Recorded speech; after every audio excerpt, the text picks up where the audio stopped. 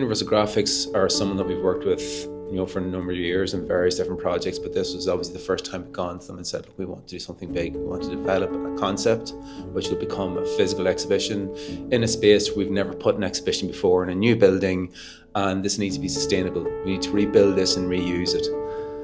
It was a difficult brief, and I knew from speaking with IWIN and Monaghan T, who's the head of designer there, and obviously the team, we've worked with them before, and that local thing, I knew IWIN. I actually grew up with IWIN, and I was good friends with his brother, so there was that connection as well.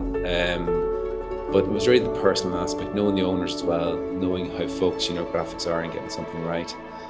That put me at ease. The fact that it was going to be something where it was going to require a lot of physical input, so having someone local was good for that too, that we could go backwards and forwards and quickly touch base, pop in and have a quick chat. But it was also having everything under one roof. There's obviously an economic aspect to it too, that you have the design and the build all on one roof. It just makes sense.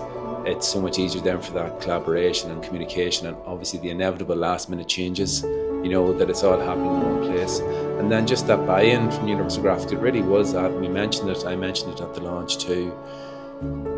I could get straight away that it wasn't just another project, it was something that really meant something to them, and they'd bought into it as well. So for all those reasons, they were a good choice and a good fit for us in this project.